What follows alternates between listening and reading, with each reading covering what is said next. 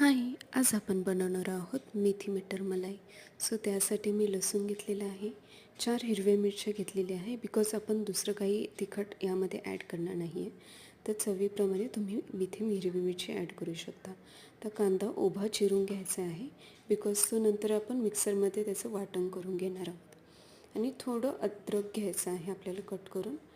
आता कढई तापलेली आहे, त्यामध्ये बटर ॲड करायचं आणि मिरची आधी मी परतून घेतली, त्याचा तिखटपणा जास्त ॲड होईल त्यामध्ये यासाठी. आणि काजू मी भिजत ठेवलेले आहे 5 ते 10 मिनटं. इथे लसूण परतून घेतलेला आहे. कांदा परतून घ्यायचा आहे, जास्त नाही परतवायचा आहे, बिकॉज आपण इथे काळा मसाल्याचं नाही बनवत आहोत. तो थोडासाच गुलाबी रंग येईपर्यंत आपल्याला तो परतून घ्यायचा आहे. ते काजू परतले की यामध्ये मी अद्रक ॲड केलेलं आहे.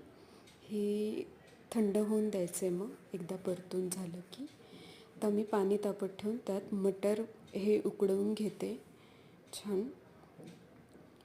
हे बॉईल झाले की त्यामध्ये मी स्वच्छ धुवून घेतलेली आहे मेथी आणि ती चिरलेली आहे आणि तीसुद्धा मी इथे बॉईल करून घेणार आहे. तर इकडे तो मसाला थंड झाला आहे आणि छान पेस्ट करून अशी तो वाटून घ्यायचा आहे. इथे पुन्हा मी बटर गरम केलेले आहे, त्यामध्ये वाटून घेतलेला आपण मसाला इथे ॲड करणार आहोत.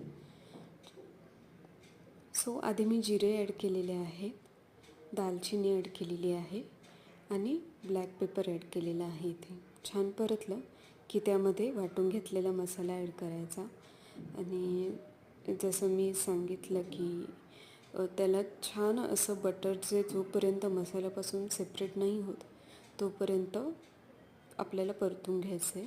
तर परतलं की त्याची खूप छान चव ॲड होते. सो बघा, तर बटर सेपरेट झालेलं आहे त्यामध्ये.